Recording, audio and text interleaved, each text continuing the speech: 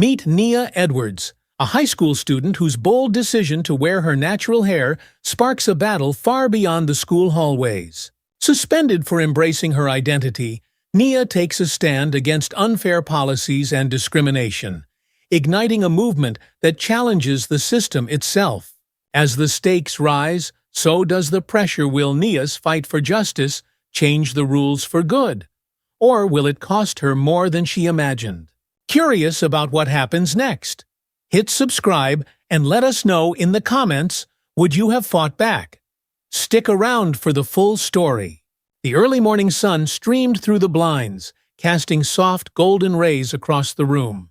Nia Edwards stood in front of her bedroom mirror, tugging gently at one of her braids. Her dark hair was twisted into neat, intricate braids that cascaded down her back. Her fingertips brushed the soft curves of each strand, and a small, satisfied smile spread across her face. "Perfect," she whispered to herself. For Nia, her hair was more than just a style, it was a statement. At 16, she had long embraced her natural curls, a crown of tight coils that she often wore in afros, or, like today, in braids. It was part of her identity, a connection to her ancestors and her culture. "Come on, Nia, we're gonna be late if you don't hurry," her best friend, Sophia Parker's voice, rang out from the other side of her bedroom door. Nia chuckled, grabbing her backpack. Sophia had been her closest friend since second grade. She was biracial, her mother black, her father white, and like Nia, she was no stranger to the subtle but constant pressures of fitting into Riverbrook High's predominantly white student body. Incoming, Nia called back. Downstairs, her mother, Elaine, was waiting by the front door, holding a travel mug of coffee in one hand and her car keys in the other. Elaine was the epitome of strength, bold, unafraid to speak her mind. She had raised Nia to be just as strong. "You look gorgeous, baby," Elaine said, smiling as she handed Nia the mug. "Ready for your big presentation today?" "Ready as I'll ever be," Nia replied, but there was a flicker of uncertainty in her eyes. Elaine tilted her head, catching the subtle shift in her daughter's expression. "You're going to crush it, Nia. You've been practicing all week, and you know your stuff better than anyone." Nia took a deep breath. "I know. I don't want any distractions." "You know how they got," when she gestured to her hair. Elaine's smile faded, and her voice hardened. "If anyone says anything about your hair, let me know. This school has to stop thinking we need to change who we are to fit in." Nia nodded, feeling a swell of warmth and gratitude for her mother's unwavering support.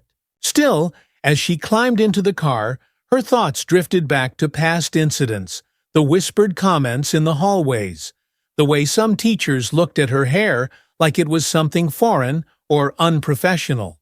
She had faced microaggressions before, and while she had always stood tall, today felt different. Today, she had to stand in front of her entire class for a presentation that could define her final grade. At Riverbrook High, the halls were already buzzing with activity by the time Nia and Sophia arrived. The school was a sea of different personalities, jocks, artists, nerds, and everyone in between. But Nia and Sophia had carved out their own space in the center of it all. As they walked through the halls, Nia was greeted with smiles and waves. She had a reputation for being one of the brightest students in school, not just academically, but in the way she led the debate team and participated in nearly every club. "Nia, you ready for the debate next week?" shouted Jared, a classmate and fellow member of the debate team. Always Nia grinned, lifting a fist in acknowledgement. The excitement of the debate gave her a brief reprieve from the nerves gnawing at her about today's presentation. Sophia nudged her. "See, everyone knows you're gonna kill it." But as they neared the classroom, Nia felt a shift. A few students glanced at her, whispering among themselves, eyes trailing up to her braids. One girl, Emma, raised her eyebrows in what could only be described as mild judgment. Sophia noticed too. "Ignore them. They're just jealous they can't rock it like you do." Nia forced a smile, but the unease stayed with her. She had worked so hard on this presentation, practicing every night in her room, rehearsing each line until she could say it in her sleep. Still, there was always that lingering doubt that no matter how much work she put in, people would only see her hair. The first few classes of the day went by in a blur of lectures and notes. Nia could hardly focus, her mind constantly returning to the presentation she would be giving during her final period. Each glance at the clock made her heart race a little faster. Finally, the bell rang, signaling the start of her last class. This was it. She entered the classroom, gripping her notebook tightly. The teacher, Ms. Carla Andrews, smiled at her encouragingly as she loaded her slides onto the screen. Ms. Andrews had always been one of Nia's favorite teachers. She was young, vibrant, and had a way of making her students feel heard. "You've got this, Nia, Ms." Andrews whispered as the rest of the class settled in. Nia stood at the front of the room, her hands trembling slightly as she glanced at her classmates. This presentation on environmental justice was something she cared deeply about, how marginalized communities, particularly Black and brown populations, bore the brunt of climate change. But as she started speaking, she could feel the weight of their gazes, not on her words, but on her hair. She pushed through, her voice steady as she explained the rising sea levels in poor neighborhoods, the displacement of families, and the environmental policies that prioritized profits over people. Slowly, she found her rhythm. The data, the facts, the urgency in her voice, all of it flowed together. And by the time she clicked to her final slide, she could see the impact her words had on the room. Ms. Andrews started clapping first, followed by the rest of the class. For a brief moment, Nia allowed herself to feel pride she had done it. But that moment was cut short when the door creaked open and Principal Simon Grayson stepped inside. "Nia," he said, his voice clipped, "can I see you in my office for a moment?" As Nia followed Principal Grayson down the quiet hallway, her stomach churned with nerves. She tried to figure out what she had done wrong. Her presentation had gone well, and she hadn't broken any rules. But the cold look on Principal Grayson's face as he led her to his office told her this was going to be a pleasant conversation. Inside the small, dimly lit office, Principal Grayson took a seat behind his desk and motioned for Nia to sit as well. "Nia," he began, folding his hands on the desk in front of him, "you know the school has certain standards for appearance, particularly when it comes to formal events like today's presentations." Nia felt her chest tight. "I'm sorry, sir, but what does that have to do with me?" Principal Grayson sighed, like he had been through this conversation too many times before. "Your hair. It's distracting." Nia blinked, her heart dropping. "My hair." "Yes," he continued, his voice taking on that patronizing tone she had heard too often. "We encourage professionalism in all aspects of student life, and I'm afraid your hairstyle today is a bit too noticeable for such an event." Nia stared at him, disbelief washing over her. "But my hair is neat. It's braided. How is that not professional?" Principal Grayson shrugged, as if the answer was obvious. "It's just not the image we want to project. I'm afraid if you don't comply with the school's standards, there will be consequences." The words hit Nia like a punch to the gut.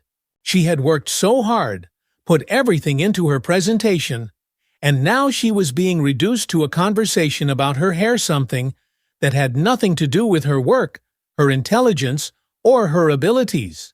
She stood up, her voice trembling with anger. "My hair is part of who I am. It's not a distraction." Principal Grayson's eyes narrowed. "You need to adjust your attitude, Nia. I'm not asking. Either you fix it by tomorrow, or there will be disciplinary action." Nia left the office in a daze, her head spinning. She felt small, humiliated, and powerless. That evening, Nia sat at the dinner table with her parents, her fork pushing food around her plate as she recounted the events of the day. Elaine's face darkened with every word, and by the time Nia finished, she was practically shaking with fury. "They can't do this to you," Elaine said, slamming her hand down on the table. "They think they can control us, make us conform to their standards. Well, they've got another thing coming." Jason, Nia's father, was more measured, his brow furrowed in thought. "We need to handle this carefully," he said, his voice calmly. "We'll look into the dress code and see what legal options we have." Nia sat quietly, her mind still spinning. She didn't want to be in this position, she didn't ask for any of this. All she wanted was to be treated with respect, to be recognized for her abilities, not judged for how she looked. Her mother reached across the table, taking Nia's hand. "You're not alone in this, Nia. We'll fight this, and we won't back down." Nia nodded, grateful for her parents' support, but deep down, she knew the road ahead was going to be anything but easy. The next morning, Nia stood in front of the mirror, her breath shallow as she eyed her reflection. Her braids were still perfectly intact, cascading down her back.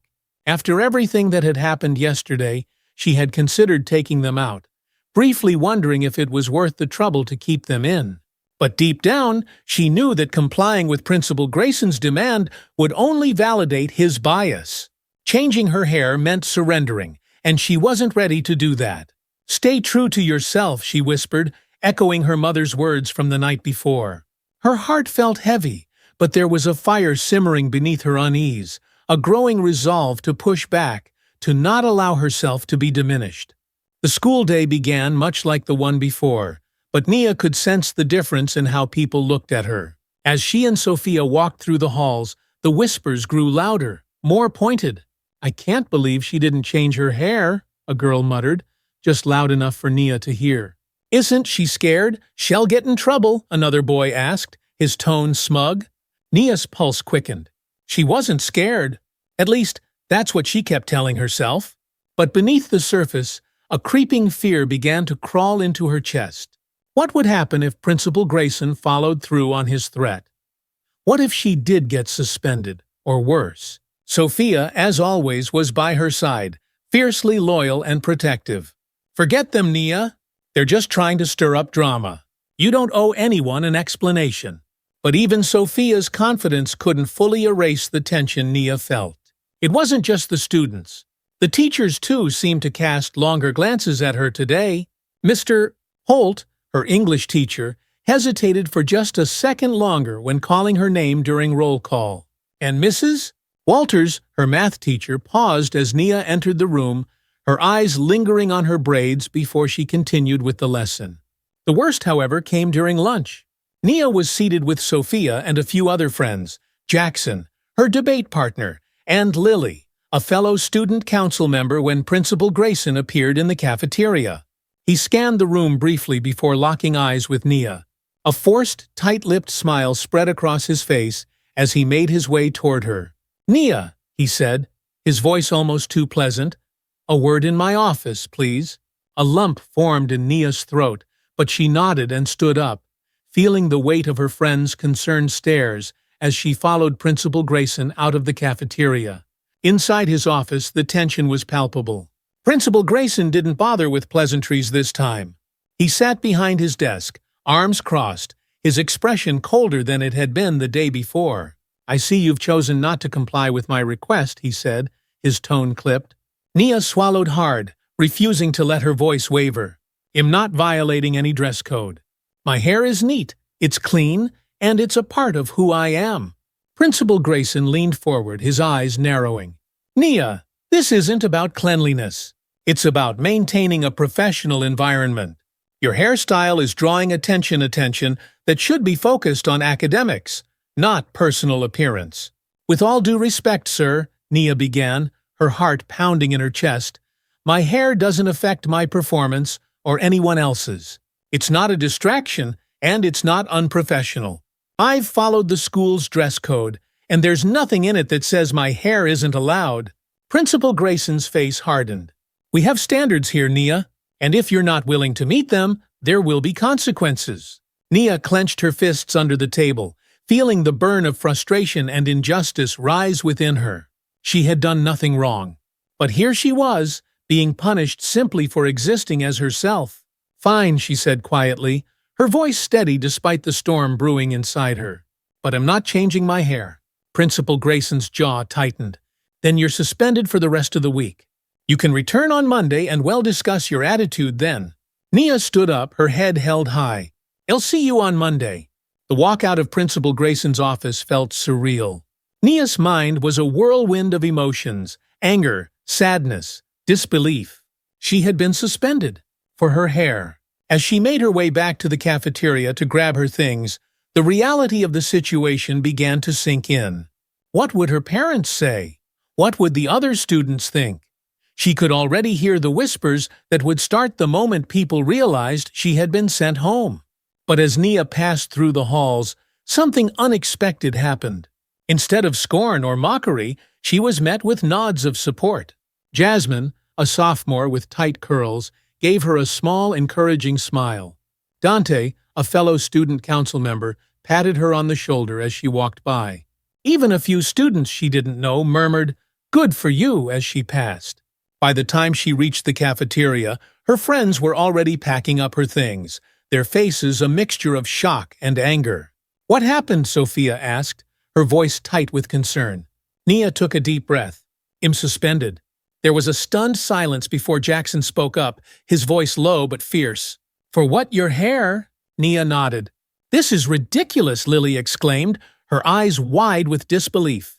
"They can't do that." "Apparently they can," Nia muttered, trying to keep her voice steady. Sophia stood up, her eyes blazing with anger. "We're not letting this slide. They can't just punish you for something like this." Nia smiled weakly at her friend's enthusiasm, but inside, she felt the weight of the battle ahead. This wasn't just about her hair. This was about her identity, her culture, her right to exist without being policed for how she looked. And if Principal Grayson thought he could silence her by sending her home, he was wrong. That evening, Nia sat at the kitchen table, her parents on either side of her. Her father, Jason Edwards, had his arms crossed, a deep frown etched into his face. Her mother, Elaine, was pacing the room, her anger barely contained. "This is unacceptable," Elaine said, her voice rising with every word. "They think they can suspend you for your hair, for being who you are. This is blatant discrimination." Jason, ever the calm presence, nodded.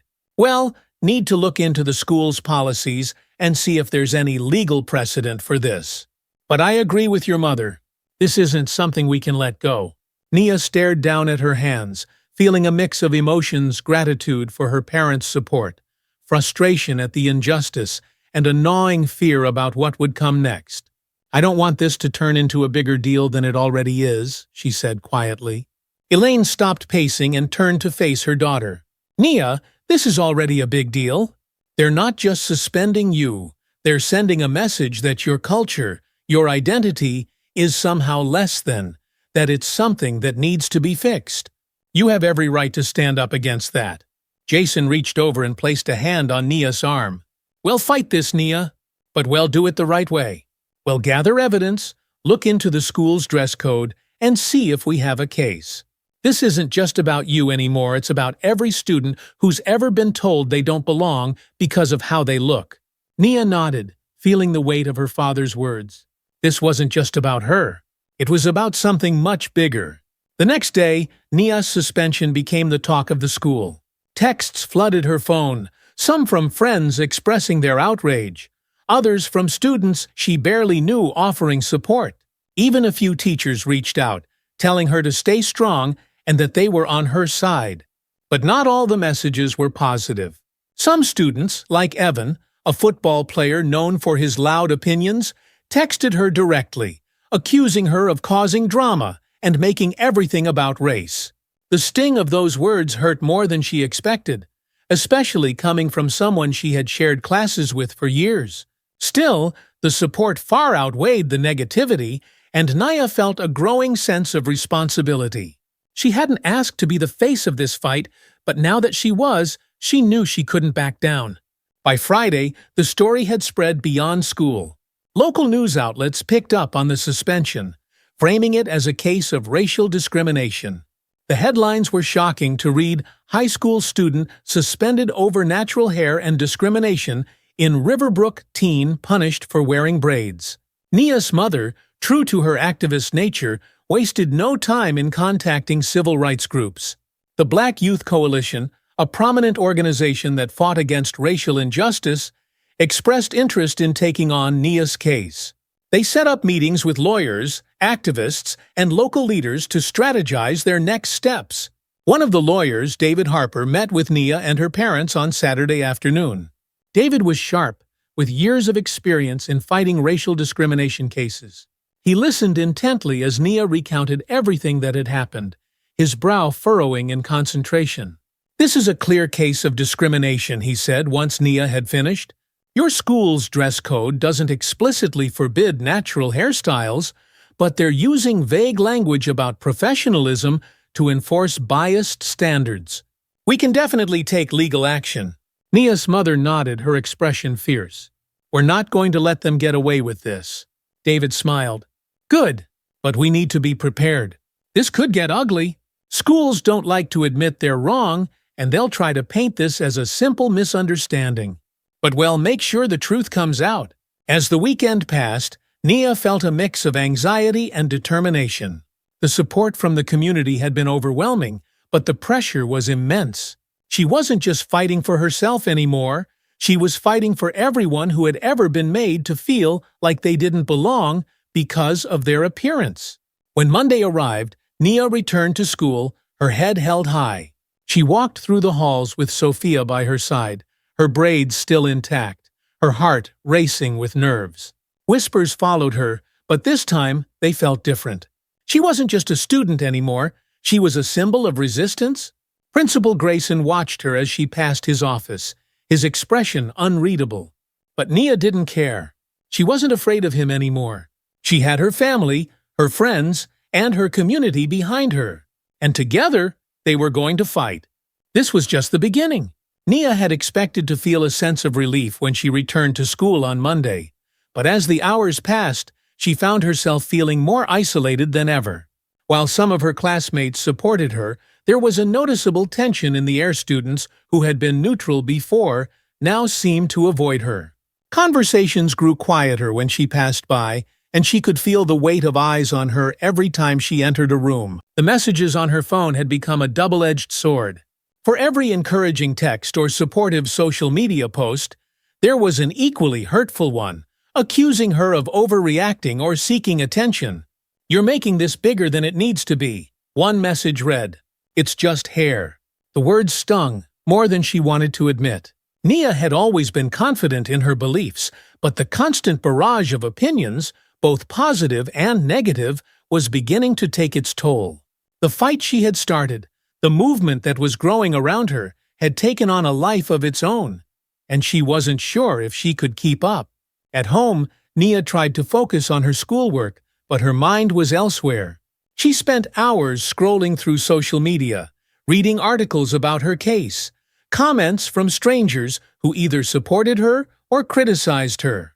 The hashtag Crown of Strength was still trending, and every time she saw it, she felt a strange mix of pride and anxiety.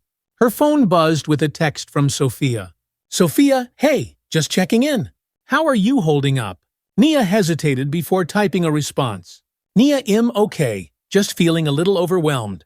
Sophia's reply came quickly. "Sophia, you don't have to do this alone. You know we're all here for you." Nia sighed, staring at the message for a long moment. She knew her friends were behind her, but she couldn't shake the feeling that she was standing on a stage, with the whole world watching, waiting for her next move. That night, at the dinner table, Nia's parents were deep in conversation about the legal case. Her father had spent the day gathering information with David Harper, the lawyer, while her mother had been on the phone with various community groups, rallying for more support. "Nia, we've got some good news," her father said, looking up from his notes. "The Black Youth Coalition is organizing a rally next week in support of the lawsuit. It's going to be huge. They're expecting hundreds of people to show up." Her mother nodded. "This is going to put even more pressure on the school. They won't be able to ignore us." Nia forced a smile, but the thought of the rally only made the knot in her stomach tighten. She was grateful for the support, but the attention was becoming suffocating. Everywhere she went, people were talking about her case, about her hair, about her life. It was like she had become a symbol instead of a person. "That's great," she said quietly, picking at her food.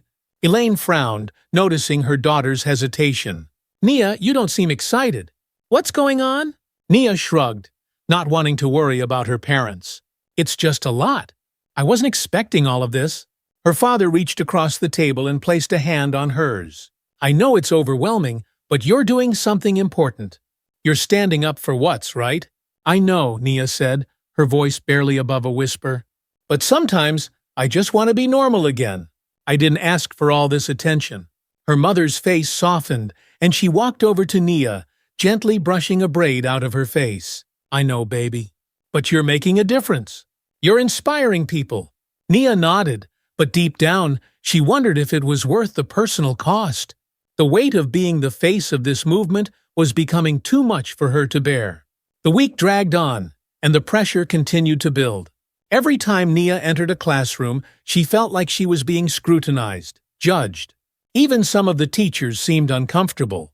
Mr. Richards, her chemistry teacher, avoided eye contact with her during class. Mrs. Lopez, who had always been friendly, now seemed hesitant, as if she didn't know how to approach the subject of Nia's suspension. One afternoon, during lunch, Nia found herself sitting alone. Sophia had been pulled into a last-minute meeting with the yearbook committee, and Jackson had to stay behind for extra debate practice. Nia didn't mind at first. She thought the quiet time would give her a chance to breathe, but as she sat there, the loneliness crept in. A few tables away, she overheard two girls talking. Their voices were low, but not low enough that Nia couldn't make out what they were saying. "Why doesn't she just change her hair?" one of them muttered. "It's not that big of a deal." "Yeah," the other replied. "I mean, I get that she's trying to make a point, but now it's just causing drama for the rest of us." Nia's heart sank. She wanted to confront them, to tell them that this wasn't just about hair, it was about so much more. But instead, she stayed silent, her appetite gone. That evening, Nia's mental exhaustion hit its peak. After another day of whispers, stares, and overwhelming attention, she locked herself in her room and collapsed onto her bed, staring at the ceiling. She had never felt so drained. Her phone buzzed incessantly with notifications, but she couldn't bring herself to check them. For the first time since this all began, Nia allowed herself to cry. She buried her face in her pillow, the tears flowing freely as the weight of everything crashed down on her. She felt powerless, like no matter how hard she fought, the world would keep seeing her as just the girl with the hair. As the sobs quieted, she felt her phone vibrate again. Wiping her eyes, she picked it up and saw another text from Sophia. "Sophia, Nia, I'm worried about you. You've seemed really down lately. Do you want to talk?" Nia hesitated, but then her fingers started typing. "Nia, I don't know if I can do this anymore, Soph. It's all too much." There was a pause before Sophia replied. "Sophia, Nia, you don't have to carry this by yourself. We're all here to help you. Let's hang out tomorrow after school, just us. No talk about the case or anything. Okay, we can just be normal for a bit." Nia stared at the screen, her heart aching with gratitude. She didn't know what she'd do without Sophia. Finally, she responded, "Nia, yeah, that sounds good. Thanks." The next day, Nia met up with Sophia after school. And for the first time in what felt like forever, they talked about everything except the lawsuit, the school, or Nia's suspension. They went to a local coffee shop, laughed about old memories, and gossiped about their favorite TV shows. For a few hours, Nia felt like herself again, like she was just a regular teenager hanging out with her best friend. But as the evening wore on and Nia returned home, the weight of reality settled back in. The lawsuit was still looming, the rally was just days away, and no matter how hard she tried to escape it, her fight wasn't over. At the end of the week, the rally took place in the park across from Riverbrook High. Hundreds of people showed up, holding signs that read, "Our hair, our pride, and end discrimination now." Nia stood with her parents and friends in the front of the crowd, feeling the energy and passion around her. But even as she listened to the speakers, activists, community leaders, and even former students who had faced similar struggles, she couldn't shake the growing sense of dread in her chest. After the rally, a reporter approached Nia, asking for a quick interview. She had done a few interviews already, but each one left her feeling exposed, like she was being put under a microscope. "How does it feel to be at the center of such an important movement?" the reporter asked, her microphone held out expectantly. Nia hesitated, her mind racing. She knew what she was supposed to say, that it was empowering, that she was proud to be a voice for change. But all she could think about was how tired she was. How much she missed the days when she could just walk down the hallways without being the center of attention. "It's overwhelming," she finally said, her voice quieter than she intended. "I'm grateful for all the support, but it's a lot to take in." The reporter nodded, jotting down notes, but Nia could tell she hadn't gotten the answer she wanted. After a few more questions, the reporter thanked her and moved on to the next speaker. As the crowd dispersed, Nia stood there, feeling hollow. The rally had been a success, there was no denying that. But as the sun began to set and the park emptied out, she couldn't help but wonder if she had lost herself in the process. That night, Nia's parents sat with her in the living room, discussing the next steps in the lawsuit. But Nia barely heard them. Her mind was elsewhere, drifting through a fog of exhaustion and uncertainty. Her mother, noticing her distant expression, paused. "Nia, are you okay?" Nia blinked, snapping out of her daze. "Yeah, I'm fine. Just tired." Jason leaned forward, his brow furrowed in concern. "We can slow things down if you need to, Nia. You don't have to push yourself so hard." Nia shook her head, forcing a smile. "No, it's fine. I can handle it." But as she said the words, a voice in the back of her mind whispered, "Can you really?" The days following the rally were a blur for Nia. The outpouring of support from the community had been overwhelming, but it was the looming court date that now weighed most heavily on her mind. The lawsuit against the school district was moving forward, and soon she would find herself in a courtroom, facing off against Principal Grayson and the very institution that had once felt like a second home to her. Nia tried to stay focused in school, but the tension was palpable. It was as though a line had been drawn in the sand, with students and staff on either side. Some students openly supported her, greeting her in the hallways with words of encouragement, while others whispered behind her back, rolling their eyes as she passed. Even teachers were split. Some quietly applauded her efforts, while others seemed to avoid her altogether, not wanting to get involved. Sophia, as always, remained her steadfast ally. They spent most of their free periods together, talking about everything and nothing, just trying to maintain some semblance of normalcy. But as the court date drew nearer, the stress began to creep into every corner of Nia's life. On the Friday before the trial, Nia's lawyer, David Harper, held a final meeting with her and her parents.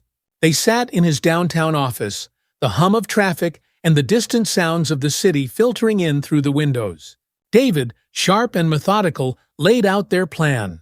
"We have a strong case," he began, flipping through a stack of legal documents. "The fact that the school's dress code doesn't explicitly prohibit natural hairstyles works in our favor. We're going to argue that Principal Grayson's actions were based on personal bias, not school policy. And the fact that other students, mostly white students, haven't been disciplined for their hair choices will be key." Nia's mother, Elaine, nodded, her eyes burning with determination. "Good, because this isn't just about Nia. It's about all the kids who've been made to feel like they don't belong because of how they look." David smiled, his expression reassuring. "Exactly. And, well, be calling on a few other students who've experienced similar issues at Riverbrook. Their testimonies will help show that this isn't an isolated incident." Nia's father, Jason, leaned forward, his voice calm but firm. "What are the chances the school tries to settle before we go to court?" David glanced at Nia before answering. "It's possible.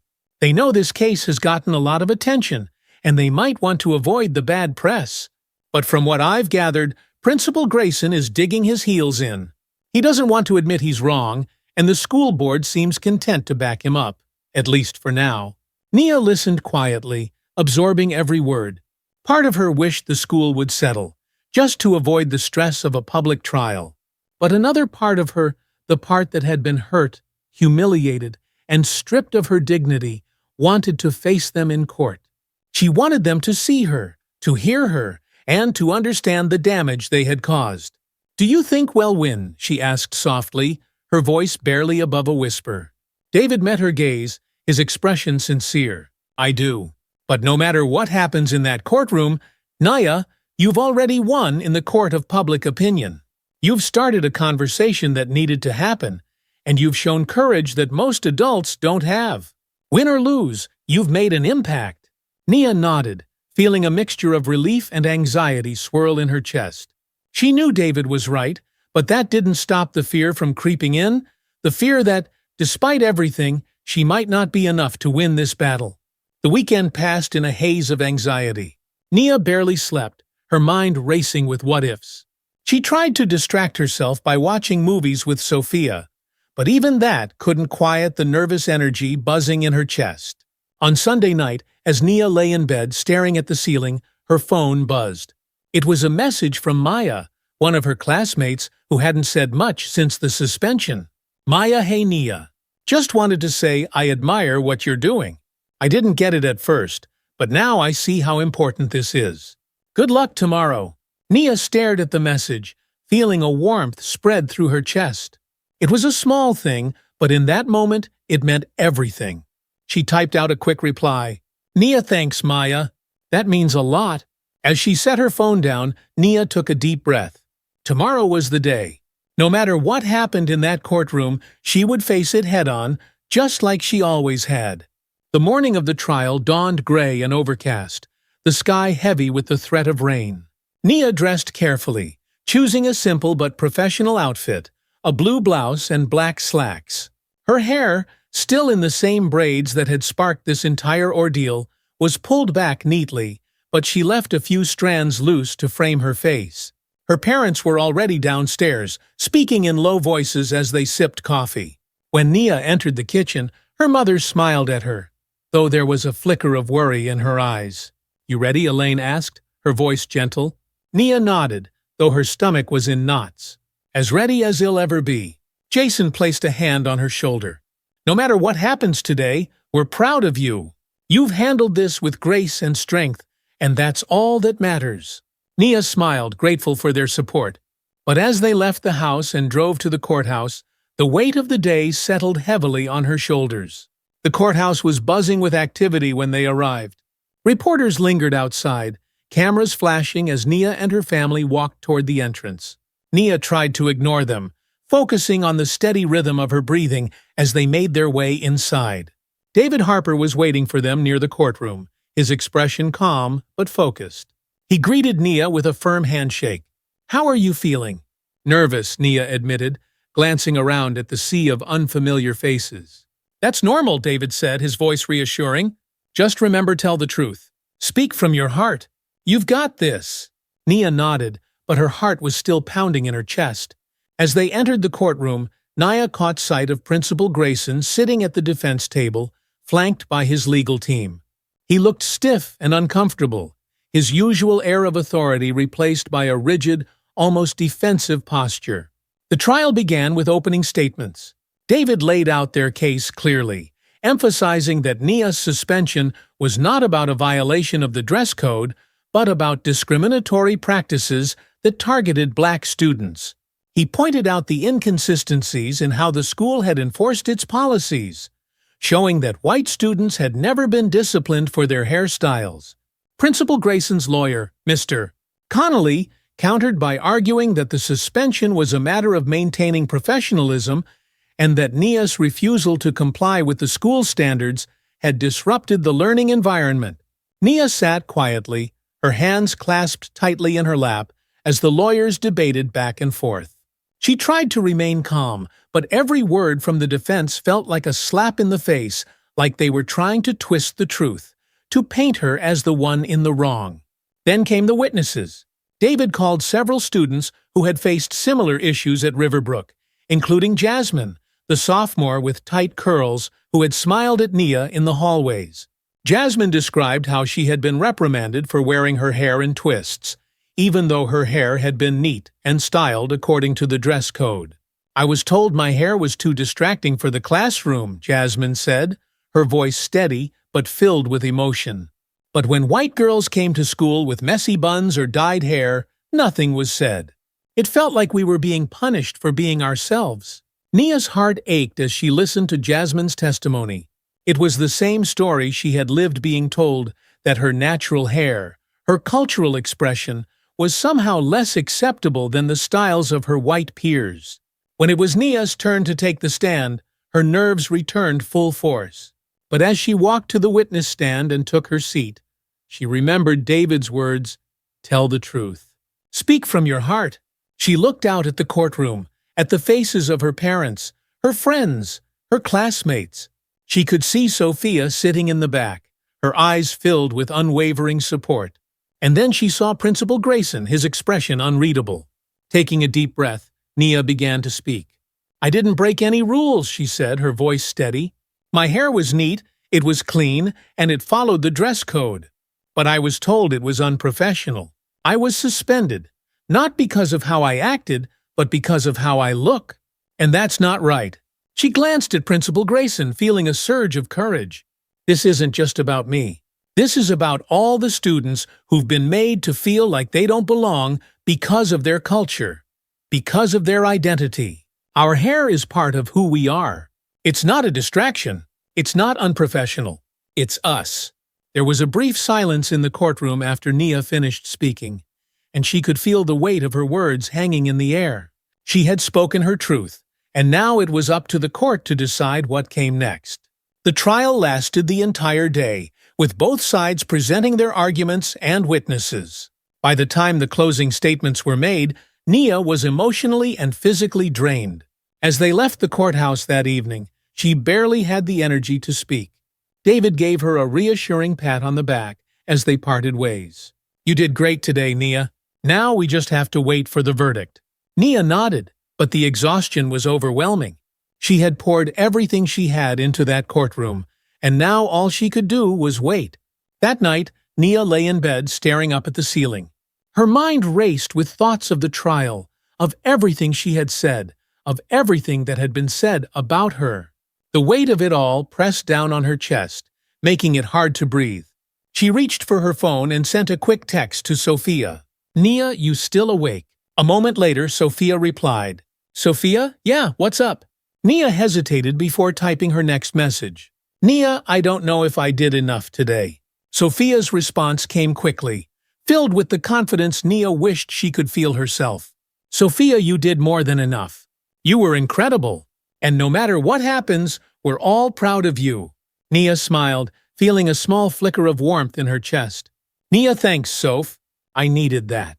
The next few days were some of the longest of Nia's life.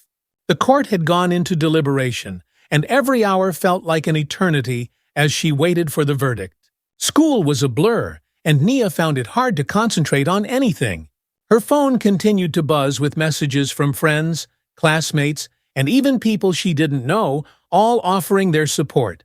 Finally, on the morning of the third day, David Harper called with the news. "The court has reached a verdict," he said, his voice calm but serious. "We'll meet at the courthouse this afternoon." Nia's heart pounded in her chest.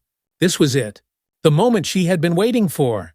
The afternoon sun hung low in the sky as Nia, her parents, and David Harper walked up the steps to the courthouse. The air was thick with anticipation, and the atmosphere inside the building mirrored the tension Nia felt inside. Today was the day they would find out if all the effort, the stress, and the emotional turmoil had been worth it. As they stepped through the courthouse doors, Nia noticed the crowd gathered outside: activists, supporters, students, and reporters, all waiting for the verdict. Signs waved in the air with messages like, "Our hair, our pride, and end discrimination now." Some held up Nia's picture, a symbol of their shared fight. Nia's heart swelled with a mix of pride and anxiety. She had never wanted to be a public figure, but now there was no turning back. The fight had grown beyond her, and she had become the face of a movement that meant something to so many others. "Ready?" David asked as they entered the building. Nia nodded, though the pounding in her chest made her feel anything but ready. She glanced at her parents. Her mother, Elaine, gave her a reassuring smile, her eyes filled with fierce determination, while her father, Jason, squeezed her shoulder gently, offering her the quiet support that had grounded her throughout this entire ordeal. As they entered the courtroom, Nia noticed Principal Grayson sitting at the defense table with his legal team. His expression was unreadable, but his posture was tense, as though he too was bracing for whatever was about to come. The courtroom filled quickly with friends, teachers, and students, all taking their seats. Nia caught sight of Sophia and the rest of her close friends sitting near the back, their faces full of encouragement. She could feel their support from across the room, a steady reminder that she wasn't alone in this. When the judge entered, the room fell into a tense silence. Nia's heart raced as she took her seat next to David, her fingers gripping the edge of the table. The judge, a stern-looking man with graying hair and a calm demeanor, addressed the courtroom. After reviewing the evidence and testimony provided over the course of this trial, the court has reached a verdict. Nia held her breath, every muscle in her body tensing in anticipation.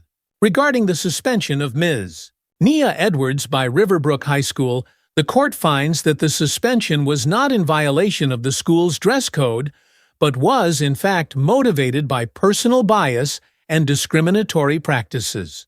The court rules in favor of the plaintiff, Ms. Edwards.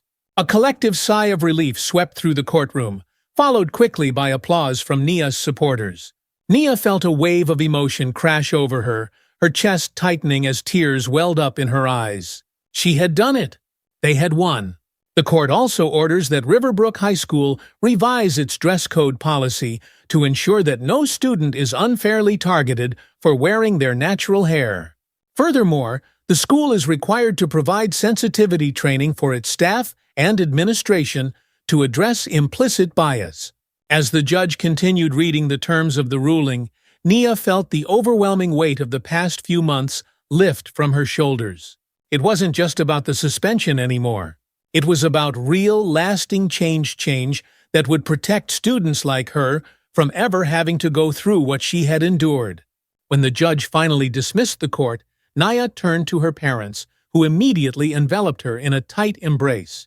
"I'm so proud of you," Elaine whispered, her voice thick with emotion. "You did it, baby. You did it."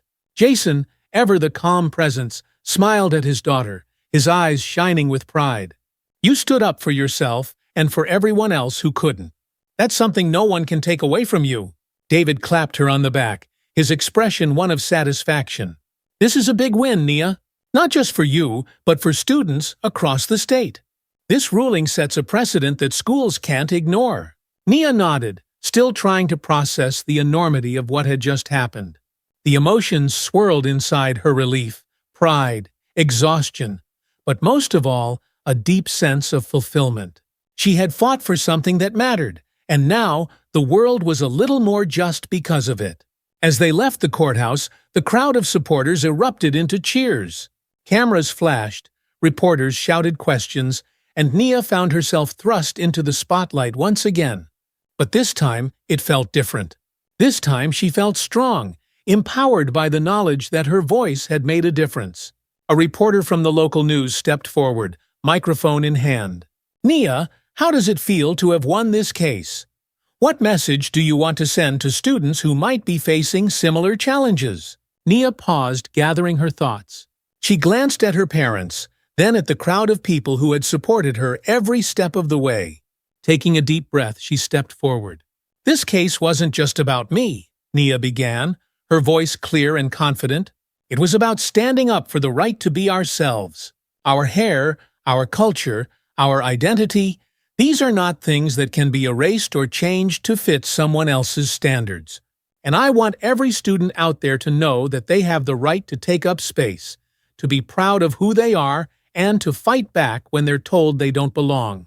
The crowd erupted into applause, and Nia felt a surge of pride. She had found her voice, and now she was using it to speak not just for herself, but for everyone who had ever been silenced. Later that evening, after the media frenzy had died and the celebrations had ended, Nia found herself sitting on her bedroom floor, staring at her reflection in the mirror. Her braids, still intact, framed her face, a reminder of everything she had fought for. She thought back to the day of her suspension, to the fear and humiliation she had felt as Principal Grayson had told her that her hair was unprofessional. Back then, she had felt powerless, unsure of how to respond, unsure of how to stand up for herself. But now, looking at her reflection, Nia saw something different. She saw strength. She saw resilience. She saw a girl who had fought back and won, not just for herself, but for every student who had ever been made to feel like they didn't belong. Her phone buzzed with a text from Sophia. "Sophia, you were amazing today. So proud of you." Nia smiled, her heart full as she typed out a response. Nia couldn't have done it without you. Sophia replied almost immediately. Sophia, you did it. And we're all behind you 100. As she set her phone down, Nia felt a deep sense of peace settle over her. The fight wasn't over, she knew that. There would still be challenges ahead, still systems of discrimination and bias that needed to be dismantled. But for the first time in a long time, she felt like she had the strength to face whatever came next. The days following the court victory were a whirlwind of media interviews, school meetings, and legal paperwork. Riverbrook High's administration was forced to confront the systemic issues that had led to Nia's suspension, and the changes to the dress code were swift and decisive. No longer would students be penalized for wearing their natural hair, and sensitivity training for teachers and staff began immediately. Principal Grayson, however, was placed on administrative leave, pending further investigation into his history of discriminatory practices. The news was met with mixed reactions from the school community. Some felt it was a necessary step toward accountability, while others argued that he had only been following the rules. But for Nia, it was a sign that progress was being made, even if it was perfect. One afternoon, as Nia sat in the school library catching up on homework, a familiar voice interrupted her thoughts. Hey! Nia looked up to see Jasmine standing in front of her, a shy smile on her face. I just wanted to say thank you, Jasmine said, her voice quiet but sincere, for standing up, for speaking out. You made it easier for the rest of us. Nia's heart swelled with warmth. You don't have to thank me. We're all in this together. Jasmine nodded, her smile widened. Yeah, but you were brave. And now we don't have to be afraid anymore. As Jasmine walked away, Nia felt a deep sense of pride. She had sparked something, a movement, a change that would continue long after she graduated. And that, more than anything, was what made everything worth it. In the months that followed, Nia's life slowly returned to some semblance of normalcy, though the impact of the case continued to ripple through the community. School districts across the state began reviewing their dress codes, and more students were coming forward with their own stories of discrimination, emboldened by Nia's victory. Nia found herself invited to speak at youth conferences, school board meetings, and even rallies focused on racial justice and equality. She had become a symbol of resistance and empowerment, and while it was overwhelming at times, it also filled her with purpose. One evening, after returning from a speaking event, Nia sat with her parents in the living room, reflecting on how much had changed. You've come a long way, Jason said, his voice filled with pride. Elaine nodded. You've shown the world that our hair, our culture, is something to be proud of. You've made a real difference. Nia smiled, feeling the warmth of their words. She had faced so much fear, doubt, anger, but through it all, she had found her strength. And now she was ready for whatever came next. In the days following the trial, Nia thought she would feel nothing but relief. After all, they had won, the court had ruled in her favor, and the school had been forced to make changes. But as the initial rush of victory faded, she found herself feeling empty. She wasn't sure why. Maybe it was because the fight had consumed so much of her energy for so long, and now that it was over, she didn't know what to do with herself. Or maybe it was because, despite everything, some parts of her life still felt unresolved. The court ruling had been a massive win for the community, and the changes at Riverbrook High were already taking effect. But Nia couldn't help but feel like the battle wasn't truly over. Principal Grayson was still on administrative leave, not fired. And some students continued to treat her differently. Not everyone saw her as a hero. For some, she was just the girl who had caused a lot of drama. That feeling of being in the spotlight, scrutinized, hadn't disappeared. In fact, in some ways, it felt even more intense now that the lawsuit had become national news. One afternoon, about a week after the trial, Nia sat alone in the school library. The place was quiet, almost eerily so, with only a few students scattered throughout the large room. She had her textbooks in front of her, but her mind kept wandering, distracted by the weight of everything that had happened. Sophia entered the library, spotted Nia, and made her way over. Hey! How are you holding up? She asked, sliding into the seat next to her. Nia shrugged, not sure how to put her feelings into words. I'm fine, I guess. I should feel great, right? But I don't know. Something feels off. Sophia raised an eyebrow. Off how? I thought winning would feel different. I mean, don't get me wrong, I'm glad we won. But it's like, I thought things would go back to normal, or that you'd feel this huge sense of accomplishment. And I do, in a way. But, she trailed off, struggling to articulate the hollow feeling inside her. Sophia nodded, understanding flashing in her eyes. You've been in fight mode for so long, Nia. Your whole life has revolved around this case. Now that it's over, it's normal to feel like something's missing.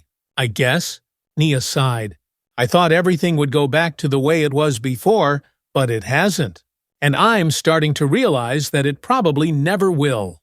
Maybe that's not a bad thing, Sophia said gently. You've changed, Nia. We all have. But that's part of life, right? We grow, we learn. And even though this has been hard, you've made a difference. Things can't go back to the way they were because you've moved forward. Nia let those words sink in. Deep down, she knew Sophia was right. She had fought for something bigger than herself, and with that came a sense of responsibility, a responsibility to keep pushing for change, even after the trial was over. I just feel like I should be happier, Nia admitted. But instead, I'm exhausted. I'm tired of being the girl who stood up to the school. I miss just being Nia. Sophia reached over and squeezed her hand. You're still Nia. That hasn't changed. And you don't have to carry this alone anymore. You've done your part, and it's okay to take a step back and take care of yourself. Nia nodded, feeling a small sense of relief at hearing those words. Maybe that's what she needed to let herself rest, to give herself permission to just be, without the weight of the world on her shoulders. Later that evening, as Nia sat at the dinner table with her parents, she decided to talk to them about how she was feeling. She expected them to be disappointed that she wasn't riding the high of their victory, but instead, they listened with understanding. I get it, Jason said after she had finished explaining. It's hard to go from being in the middle of a fight to suddenly not having that fight anymore. But it doesn't mean you've lost your purpose. You just need to give yourself time to adjust. Elaine nodded. Your father's right.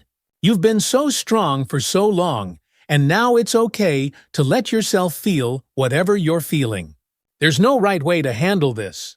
Nia smiled weakly. I just don't want to let anyone down. Elaine leaned forward, her eyes soft.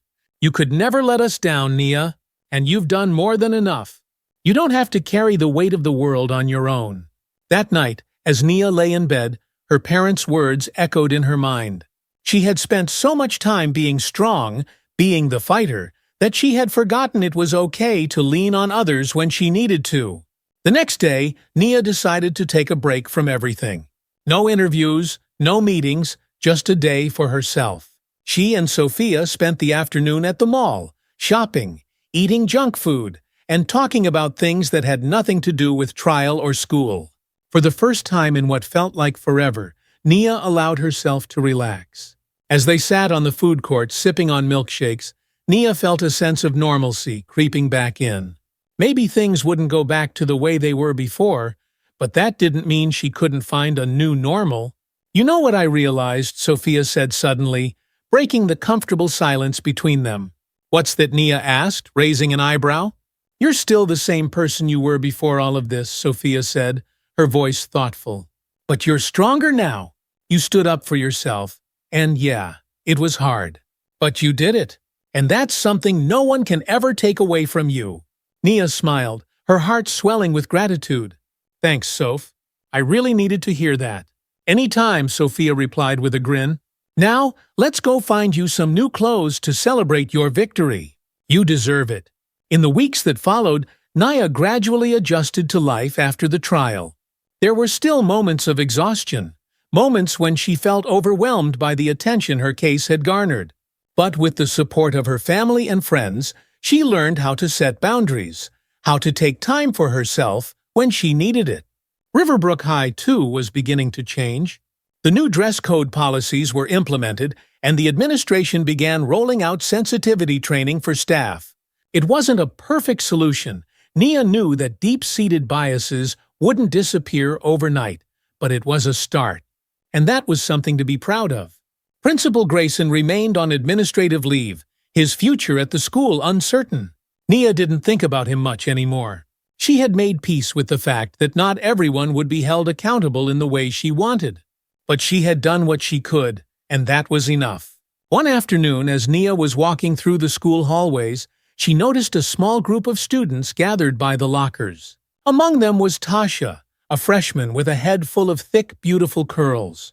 Tasha had been one of the students who had reached out to Nia during the trial, thanking her for standing up against the school's discriminatory practices. Nia smiled as she passed by the group, catching a snippet of their conversation. "Your hair looks amazing today," one of Tasha's friends said, admiring her curls. Tasha beamed. "Thanks. I'm just glad I don't have to worry about getting in trouble for it anymore." Hearing that made Nia's heart swell with pride. This was what she had fought for, not just for herself, but for students like Tasha, who could now walk through the hallways without fear of being punished for expressing their identity. Nia continued down the hallway, feeling a sense of contentment settle over her. The fight had been hard, and there were still days when she struggled with everything she had gone through. But in moments like this, she knew it had all been worth it. She had made a difference, and that was something she would carry with her for the rest of her life. The weeks following Nia's emotional low slowly turned into months, and life at Riverbrook High started to stabilize. But as Nia walked through the halls, she still felt the echoes of the trial's impact reverberating around her. While the school's policies had changed, there was still an underlying tension, a sense that not everyone had fully accepted the new norms. There were whispers of discontent, particularly among certain teachers and students who thought the lawsuit had gone too far. Nia tried not to dwell on those whispers, but it was hard. Even though she had won the case, the emotional toll hadn't fully lifted. Some days were good, she felt empowered, proud of the change she had helped spark. But other days, the weight of it all still lingered. It wasn't easy to walk into a room and know people were still talking about her, wondering whether she had done the right thing. Then came the news that Principal Grayson was returning to Riverbrook. The announcement was made quietly, slipped into a routine school-wide email one morning. Grayson would be returning to his post the following week after completing a re-education and sensitivity training program mandated by the school board. When Nia read the email, her heart sank. She had hoped, perhaps unrealistically, that Grayson wouldn't come back, that the school would finally be free of the person who had treated her and so many other students unfairly. But now he is coming back. And with him, Nia feared, so would the feeling of being under constant scrutiny. Nia spent the next few days in a fog of anxiety. The idea of seeing Principal Grayson again filled her with dread. She had won the case, yes, but the thought of being in the same space as the man who had humiliated her and tried to strip away her identity made her stomach turn. Sophia noticed her friend's unease as they sat together in the cafeteria one afternoon. "You've been really quiet lately." "What's going on?" she asked, concern flickering in her eyes. Nia sighed, pushing her food around on her plate. "Principal Grayson is coming back next week." Sophia's face hardened. "Seriously? After everything he did?" "Yeah. I guess the school board thinks sensitivity training is enough to make him a new person." Nia's voice was bitter, a sharp contrast to the optimism she had tried to hold on to in the months following the trial. Sophia reached across the table, placing a hand on Nia's arm. "Hey, you're stronger than he is. Don't let him get to you. You beat him once, and if he tries anything, we'll fight back again." Nia nodded, but the knot in her stomach remained. She had fought so hard, and while the policy changes were a victory, the personal battle felt far from over. Seeing Grayson again would bring back all the memories she had worked so hard to move past. The day Grayson returned was colder than usual for that time of year. Nia arrived at school, her nerves on edge, her heartbeat quickening every time she thought about seeing him in the halls. She took deep breaths, reminding herself that she wasn't the same person she had been before.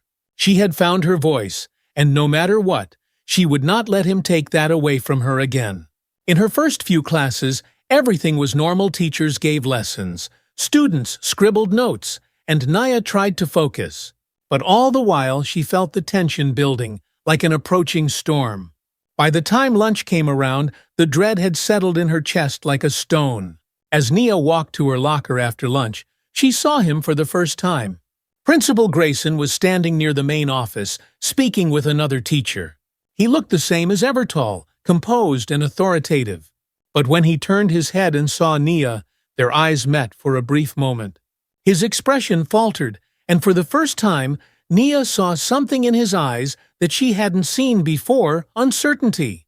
Grayson didn't approach her, and Nia didn't stop walking. But that momentary eye contact left a heavy imprint on her mind. She had expected to feel angry or afraid, but what she felt instead was power. Grayson, once the untouchable authority figure in her life, no longer had that power over her. She had faced him down in court and won, and no matter how much sensitivity training he went through, she knew that she had exposed the truth. The rest of the week passed with little interaction between Nia and Grayson. He remained mostly in his office, dealing with administrative tasks, while Nia focused on her schoolwork. But the tension lingered, an unspoken question hanging in the air: what would happen the next time they were forced to confront each other? That confrontation came sooner than expected. It was a Friday afternoon, and Nia was in the school library working on an essay for her English class. The room was quiet, save for the soft rustling of pages and the occasional murmur of students. Nia was deep in concentration when she heard footsteps approaching her table.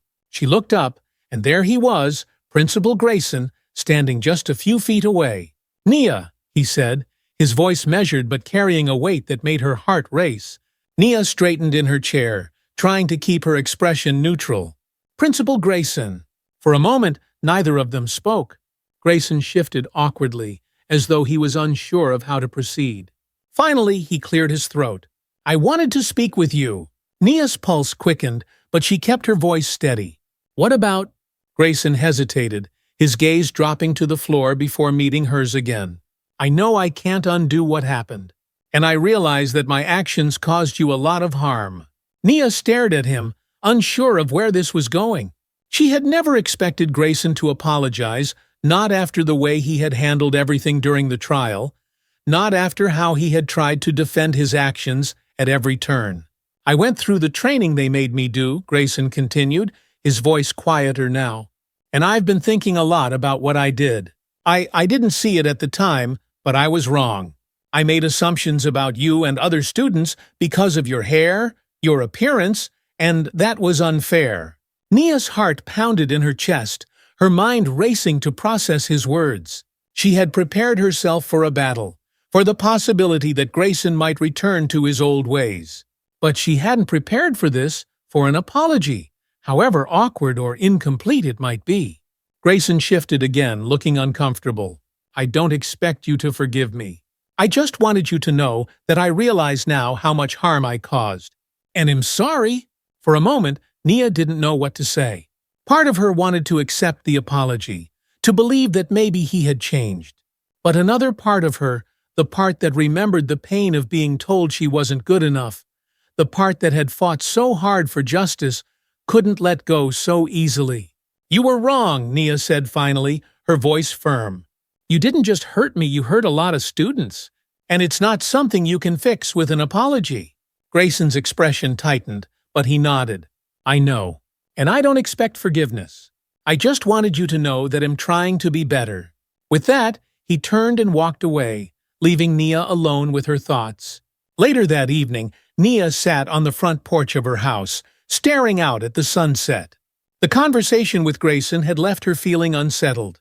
His apology, though unexpected, hadn't erased the damage he had done.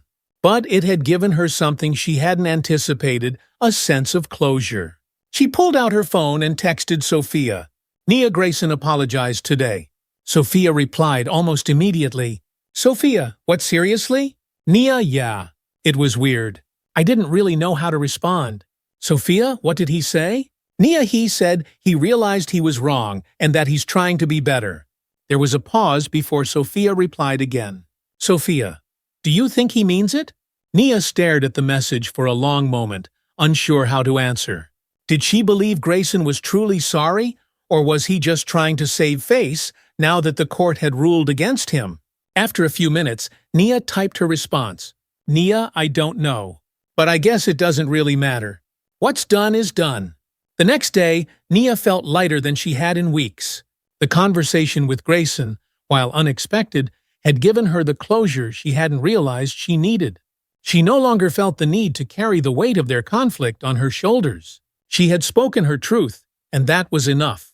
In the weeks that followed, Nia continued to find her balance. The pressure of being the girl who stood up to the school began to fade, and she started to reclaim her sense of normalcy. While she knew there would always be more battles to fight, she also knew that she didn't have to fight them alone. And that, more than anything, gave her peace. Months passed, and Riverbrook High settled into a new rhythm. Nia had found her footing again, though she was no longer the same girl she had been before the lawsuit. She had grown stronger, more confident, and more assured of her place in the world.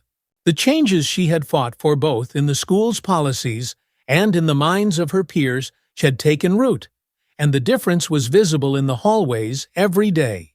More students were wearing their natural hair without fear of punishment. Girls with braids, boys with dreadlocks, and students with afros now walked confidently through the school, knowing that their appearance was no longer a battleground. The whispers that had once followed Nia had died down, replaced by a general sense of acceptance, or at the very least, respect.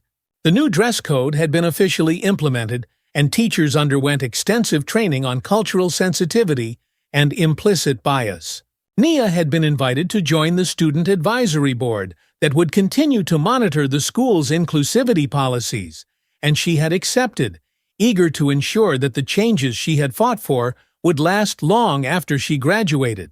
One morning, as Nia walked into the school, she passed a group of younger students gathered near the lockers. Among them was Tasha, the freshman she had seen before. Tasha's hair was styled in beautiful free-flowing curls, and she was laughing with her friends, her confidence shining through. As Nia walked by, Tasha caught her eye and smiled. "Hey, Nia," she called out, waving. Nia smiled back. "Hey, Tasha, your hair looks amazing." Tasha grinned, running a hand through her curls. "Thanks. I figured, why not wear it how I want? After all, you made it so we can." Nia's heart swelled with pride. This was why she had fought so hard, not just for herself, but for the students like Tasha, who deserved to walk through these halls without being judged for their appearance. Knowing that she had made a lasting impact on their lives was more rewarding than any court victory. "Keep rocking it," Nia said with a wink before continuing down the hall. In the months since Principal Grayson's return, he had kept a low profile.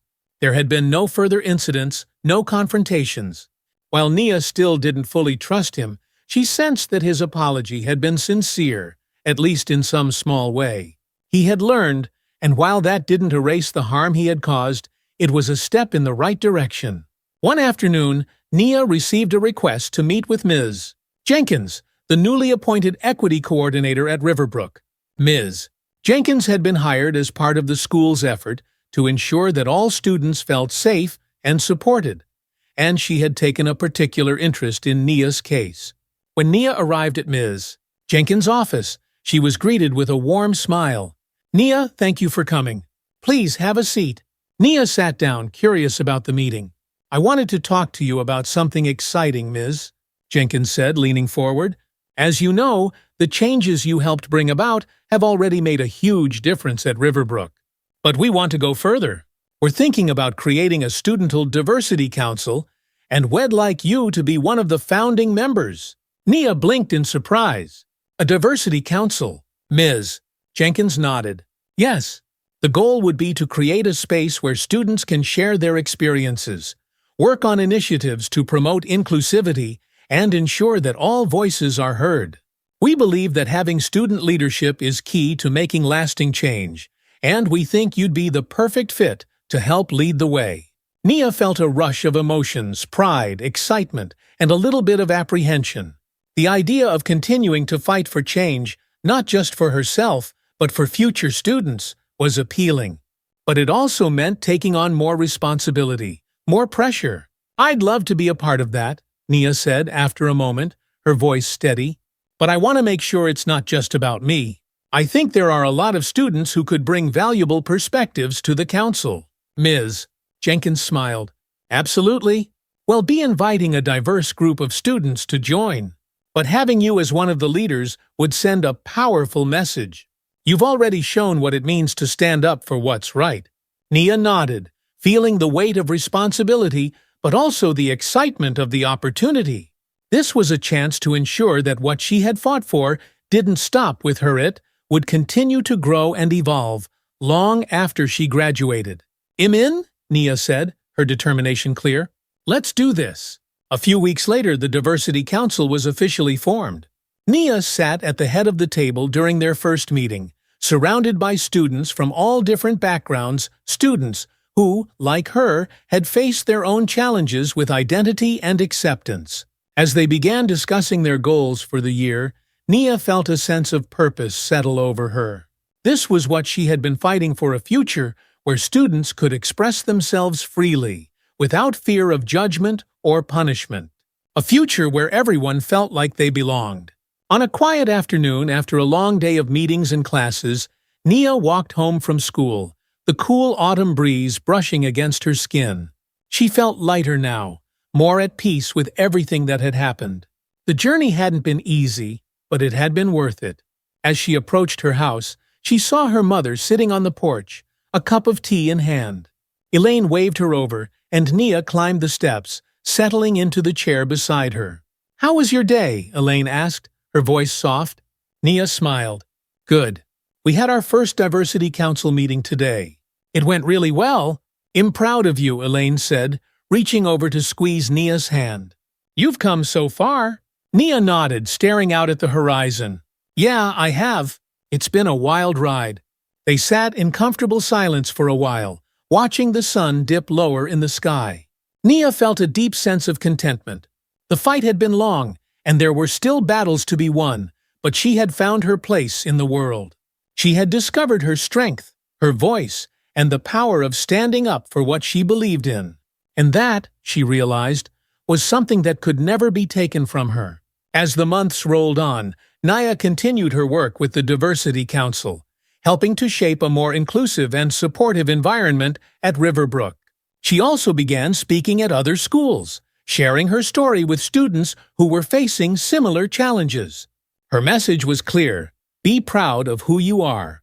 Don't let anyone tell you that you don't belong. Her influence stretched beyond the walls of Riverbrook, inspiring other students across the state and even the country to push for changes in their own schools. The natural hair movement, already strong, gained even more momentum with Nia as one of its most prominent voices. By the time Nia's senior year came around, the changes at Riverbrook were undeniable. The once rigid dress code had been replaced by a policy that celebrated diversity. Teachers and administrators were more mindful of their words and actions, and students felt more empowered to express themselves. At graduation, Nia stood on the stage in her cap and gown, her hair styled in a beautiful, bold afro. She had been chosen to give the valedictorian speech, and as she looked out at the sea of face, her family, her friends, her teachers, she felt a deep sense of gratitude and pride. "Good morning, class of 2024, Nia began, her voice strong and steady. "Today, we stand on the edge of something new. We've spent years preparing for this moment, and now we're ready to step into the world, to make our mark. But before we do, I want to share something I've learned during my time here, something that goes beyond textbooks and tests." She paused, letting her words settle over the crowd. "There will be times when people try to tell you who you should be, how you should look, and how you should behave. But you have to remember that your identity, your culture, your voice are powerful. You have the right to take up space. You have the right to be unapologetically yourself." The crowd erupted in applause, and Nia smiled, feeling the pride and love of everyone around her. She had come so far, and this moment was the culmination of all her struggles, all her victories. As the ceremony ended, Nia looked out over her classmates one last time, knowing that the future was bright not just for her, but for every student who had watched her fight and learned that they, too, could make a difference. In the years that followed, Nia's story continued to inspire change. She went on to college, studying law with the goal of advocating for civil rights and equality. But her activism never wavered. She became a sought-after speaker at events and conferences, using her platform to push for broader changes in schools and workplaces across the country. Nia's fight had become a catalyst, sparking a movement that reshaped the way schools thought about identity, professionalism, and respect. The Crown Act, which protected individuals from discrimination based on their hair, gained traction in states across the nation, and Nia's case had helped bring the issue to the forefront of national consciousness. But even with all the progress, Nia knew that the fight wasn't over. There were still systems of oppression to dismantle, still voices that needed to be heard. But she also knew that she wasn't alone in that fight. She had inspired a generation of young people who were no longer afraid to embrace their natural selves, no matter what anyone else said. And as she moved forward, Nia carried with her the knowledge that change was possible. She had seen it happen firsthand, and as long as she continued to fight, she knew that the world could and would become a place where everyone, no matter their background, could stand tall and proud in their own skin. As the screen fades to black, Nia stands tall, her afro framing her face with pride. Her journey has been one of struggle, strength, and triumph, but the fight for equality and justice continues. She looks directly at the camera, her voice strong and confident. If you enjoyed this story and want to follow more empowering journeys, don't forget to hit that subscribe button and click the bell icon for notifications on the latest updates. Together we can share stories that inspire change, one voice at a time. Thank you for watching. The words subscribe for more inspiring content appear on the screen, with the iconic subscribe button and bell icon highlighted below.